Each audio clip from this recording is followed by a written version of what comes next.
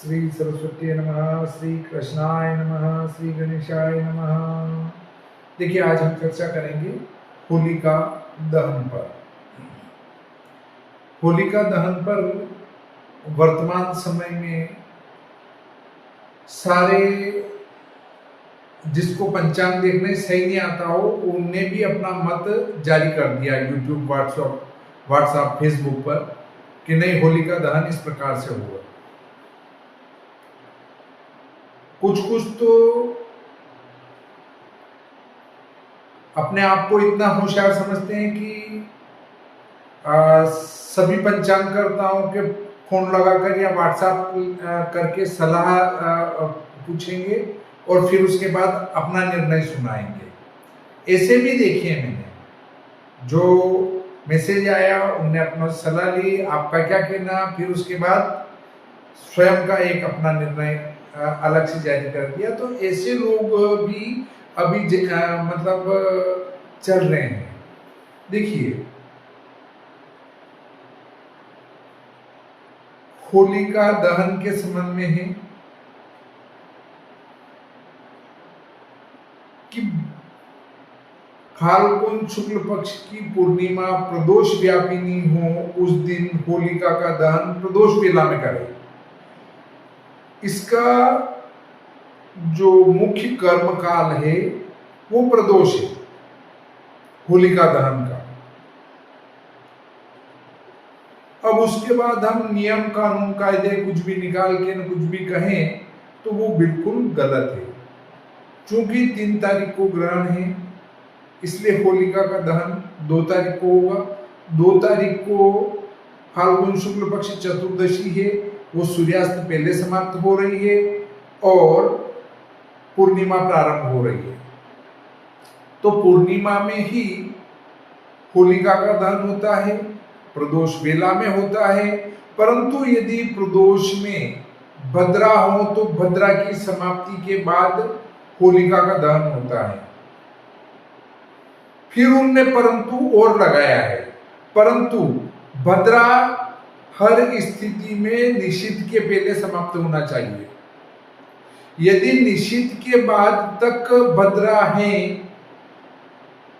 तो भद्रा के अंदर ही निषिद्ध से पूर्व अगर पूंछ मिल रही है तो पूंछ, अन्यथा पूंछ नहीं मिल रही है तो भी प्रदोष वेला में होलिका का दहन करे। चाहे निषिद्ध से पहले पूंछ भी मिल रही है तो भी प्रदोष में भी होलिका का दहन किया जा सकता है, इसमें कोई दोष नहीं है। परंतु निषिद्ध और निषिद्ध के बाद होलिका का दहन नहीं किया जाता है। अब निर्णय सिंधु में इस संबंध में बात लिखी है। निर्णय सिंधु की बात को ये उठाते हैं। सबसे पहले धर्म सिंधु के ऊपर चर्चा करते हैं। धर्म सिंधुकार क्या कहते हैं होलिका दहन के संबंध में। मैं श्लोक पढ़ूंगा तो आपके कुछ समझ में आएगा नहीं। इससे अच्छा है कि कोई चाहता है कि श्लोक सहित स्पष्ट करे तो ये निर्णय सिंधु है।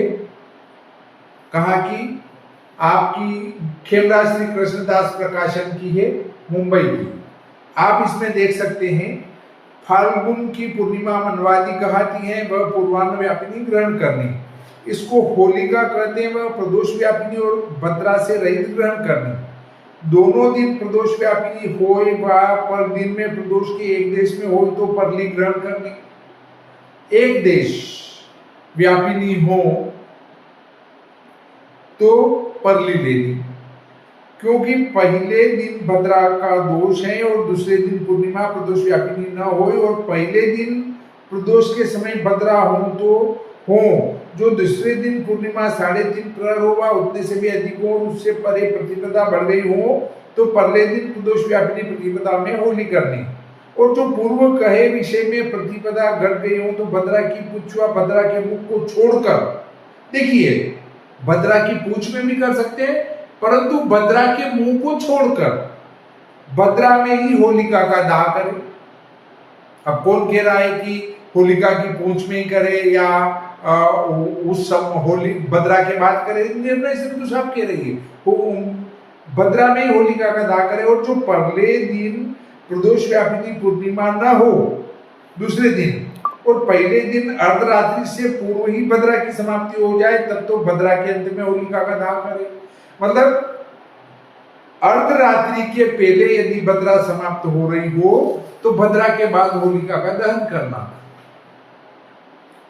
जो अर्धरात्र से पीछे भद्रा की समाप्ति होए तो भद्रा के मुख को त्याग कर वह भद्रा में ही होली का दीपन करे, और जो प्रदोष के समय भद्रा का मुख हो तो होली दीपन भद्रा से पीछे व प्रदोष के अंत में करे।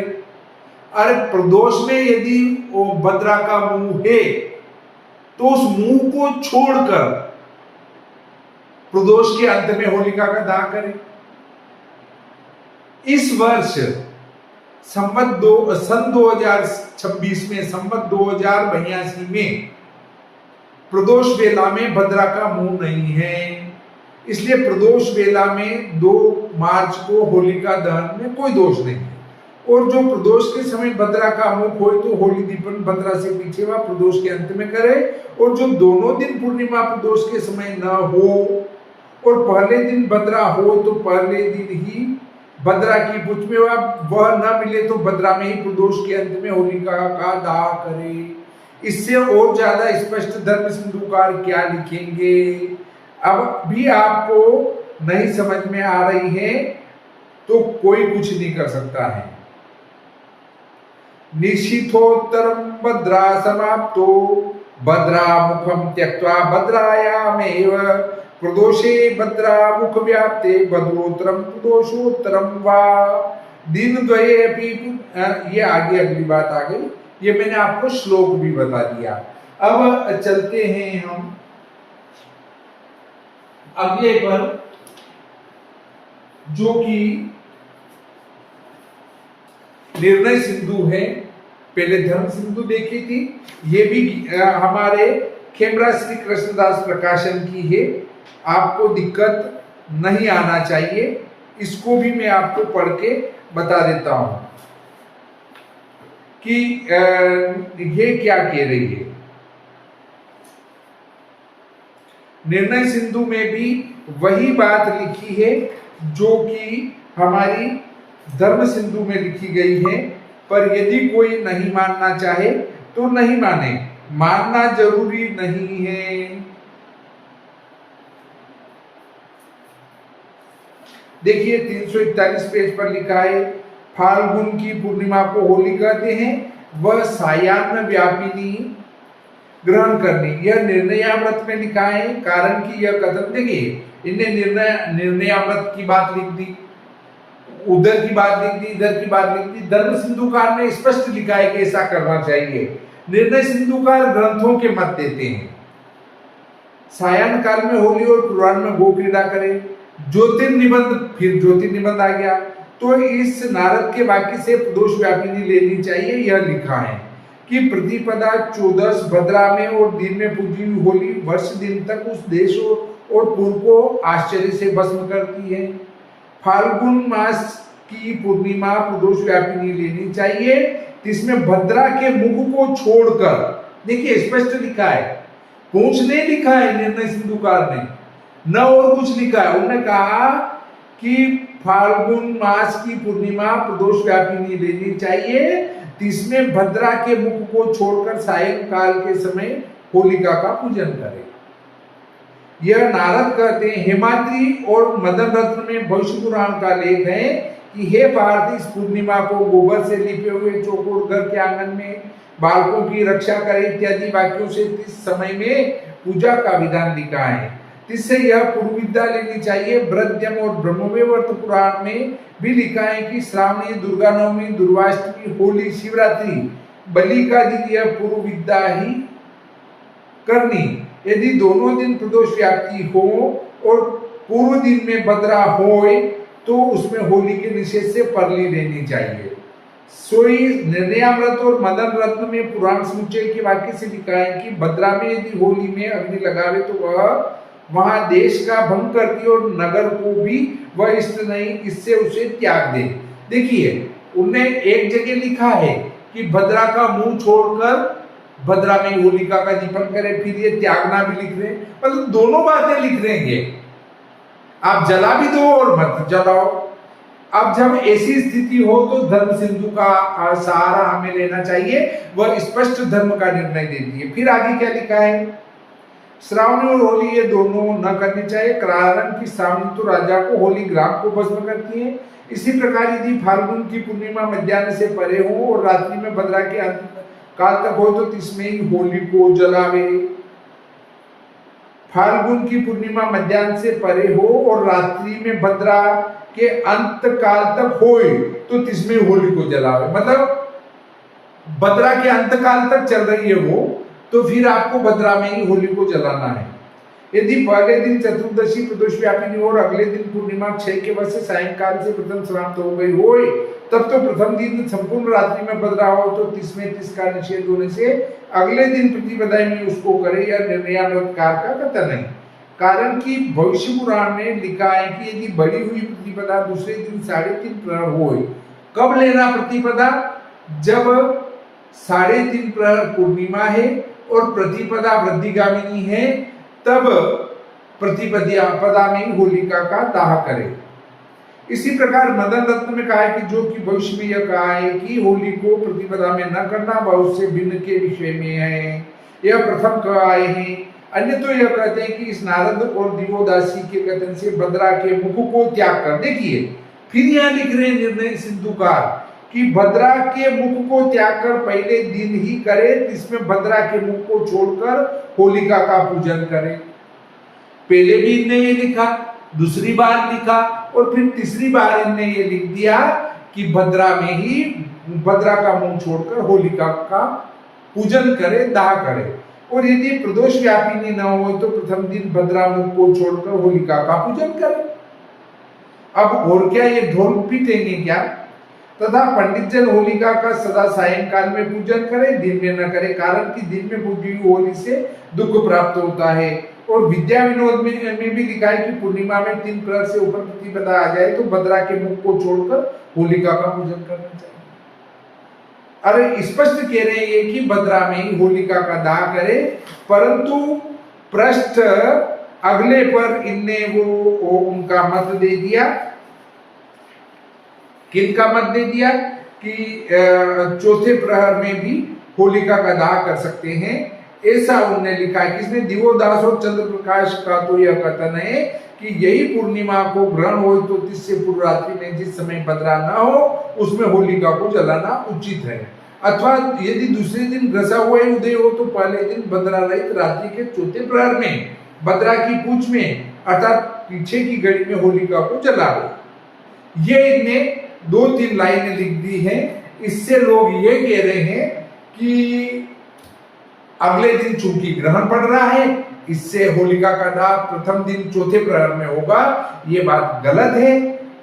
ग्रहण का होलिका के दाह से संबंधित कोई निषेध नहीं है। धर्म सिंधुकार ने स्पष्ट रूप से लिखा है कि यदि प्रथम दिन आपका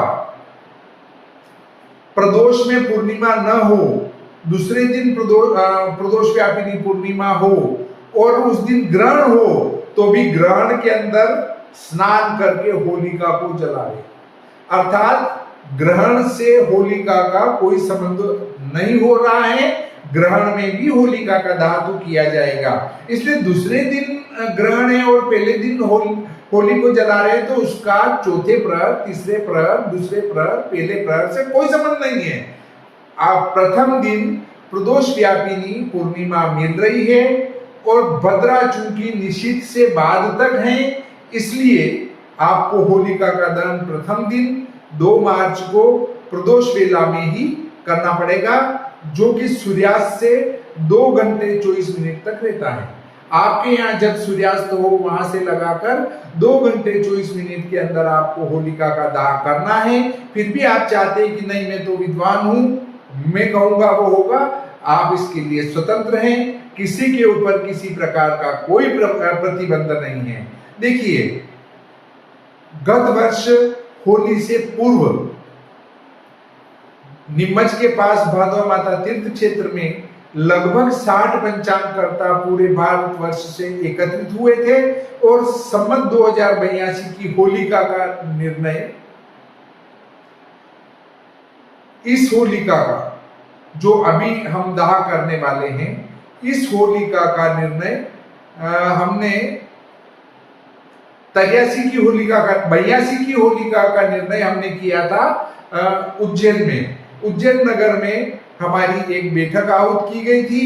उस बैठक के अंदर हमने संवत 2082 की होलिका के दाह से संबंधित चर्चा करी थी और लगभग 30-40 पंचांगकर्ता थे।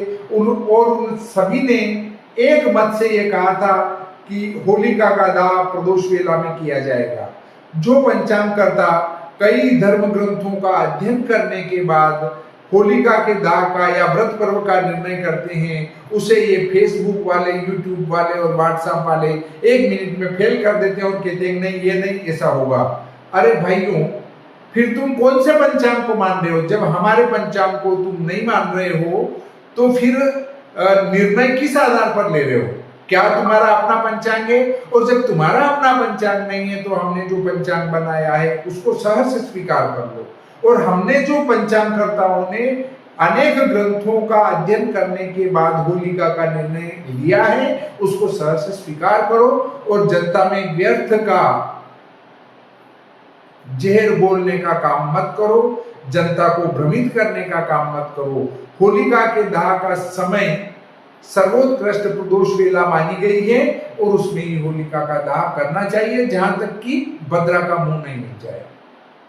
और भद्रा अगर अर्धरात्रि के बाद समाप्त हो रही है तो फिर आपको भद्रा में ही होलिका का दाह करना पड़ेगा। किसी के चक्कर में न पड़े। और फिर भी यदि कोई प्रश्न हो तो मेरे से प्रश्न कर सकते हैं। और कोई चाहे कि शास्त्रार्थ करना, तो हमारे कई पंचांगकर्ता हैं, आप उनसे शास्त्रार्थ कर सकते हैं। मैं तो विद्यार्थी हूं, मैं आपसे शास्त्रार्थ करने में असमर्थ हूं। अगर आप धर्म सिंधु, निर्णय सिंधु को मानते हैं तो आपको मान लेना चाहिए। नहीं मानते और अपनी खुद के का ग्रंथ चलता है तो आपके अनुसार होली बना लीजिए। इस प्रकार आज का ये प्रकरण यहीं समाप्त होता है। श्री सरस्वती नमः, श्री कृष्णाय नमः।